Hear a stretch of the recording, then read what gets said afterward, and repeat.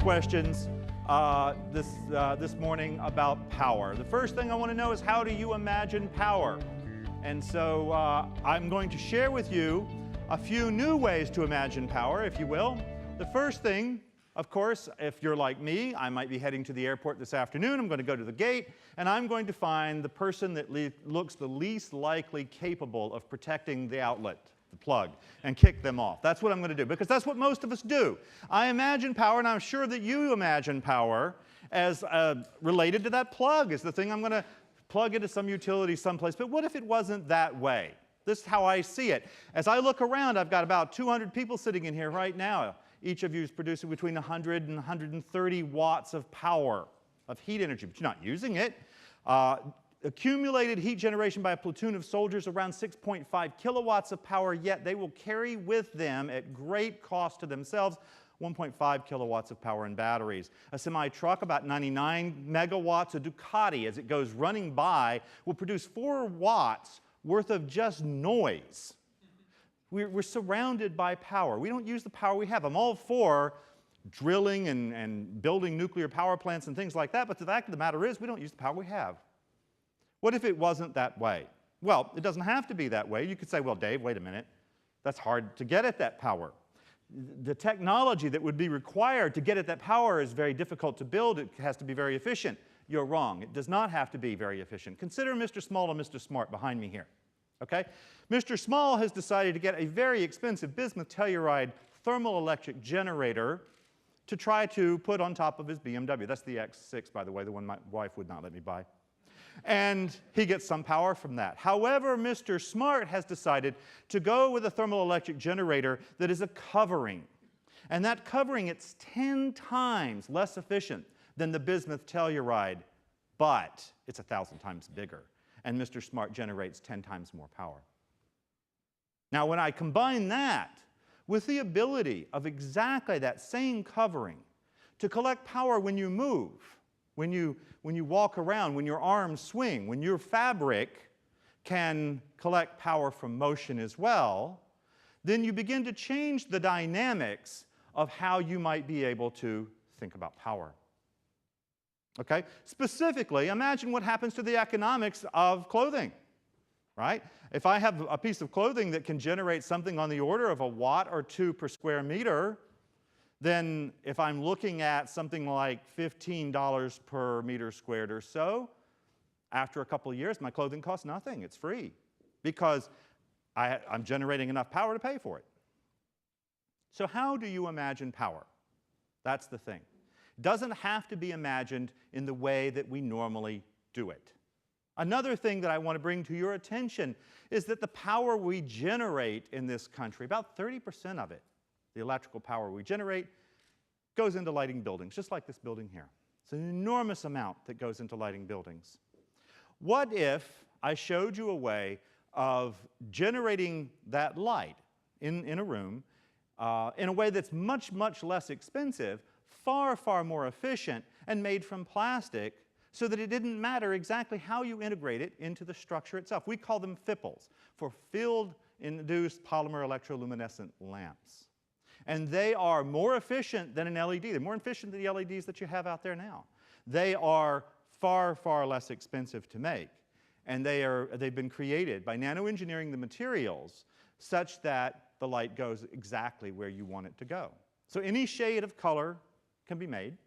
The efficiencies far exceed 150 lumens per watt right now, and I can do that at any brightness that I want.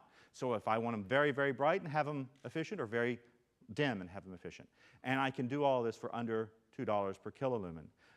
They exceed 30,000 hours in lifetime. There's no caustic or toxic agents associated with them. There's no mercury in them, like in compact fluorescents. And why? Because they're all made from a plastic. Right? We've been able to put all of these things together into the various formats that you might be able to see it. But the interesting thing about the use of the FIPL is that it takes only one way to make it. So from a manufacturing point of view, the platform stays the same. I don't make a light bulb and then go and make a troffer, and then I make like a T8 compact fluorescent. These are all different types of lamps. I don't make each thing. I don't have to have a company that makes each different thing. Every business vertical that one can imagine can be addressed by exactly the same type of lamp. What that does is it makes the light itself become the commodity and not the light bulb. The business is now the business of selling light and not the business of selling light bulbs. So how do you imagine power? My last example is, of course, generating power from large utilities. We think of things like power plants, and they're dirty, they're expensive, they're dangerous. I would like to suggest to you that that does not necessarily have to be true. How I see it is a new and efficient and exciting solar panel based on copper, zinc, tin, and sulfur. They're all byproducts of mining. We have them all over Pennsylvania. We have them all across the country, these materials. And I can take those abundant and clean materials and assemble them, and I can do so extremely safely. So safely, in fact, that the example that I'm showing you right here is done by a bunch of middle schoolers. It's called the History panel. History stands for Hybrid Stirling Engine. It's a thermodynamic term, but we have to come up with something that kind of rhymes. So it's a history panel, and it was originally designed for the government of the Bahamas. Now, the government of the Bahamas had a couple of unique problems. Number one, they have no electricity there. They have a hard time generating it. And number two, they are swamped with plastic because everybody comes to the Bahamas and they bring plastic bottles. There's no fresh water available there, right? It's all brackish. And so you have to have a source of water, and that's usually the water that you ship in. And so what they needed was a way of using all the plastic that was being brought to their island and generating power. And so if you look at it, it doesn't look very much like a solar panel, and the reason for that is it's not. It collects thermal energy and solar energy, that is photovoltaic energy, at the same time. It's made from about 80% recycled plastic, but the unique shape does one other thing that the Bahamas really, really needed. They needed a panel that would not come off of the roof when the wind blew, because they get hurricanes there. So the interesting thing about the shape of this particular panel is that as the wind comes in and underneath it, it whistles up between those tubes, and that pushes it down onto the roof structure. So this doesn't blow away. It sticks harder when the wind blows hard. And as I say, it's very easy to make. The one that you saw there has been tested. And what's interesting about them is, for a 4x6 panel, which you would normally expect from silicon to generate something like ½ kilowatt, a history panel generates about 2 kilowatts of power. So this gives you an ROI of something like 2 years and something like 30-year lifetime on the devices. And I emphasize, it does not need plants that would handle caustic chemicals and so forth. So how do you imagine power? What I want to suggest to you is that the way in which we look at power is going to change fairly drastically over the next few years. The way it's going to change is it's going to become more mobile. It's going to become more unique to specific needs. And we're going to utilize it in very different ways. We're going to utilize it much more wisely.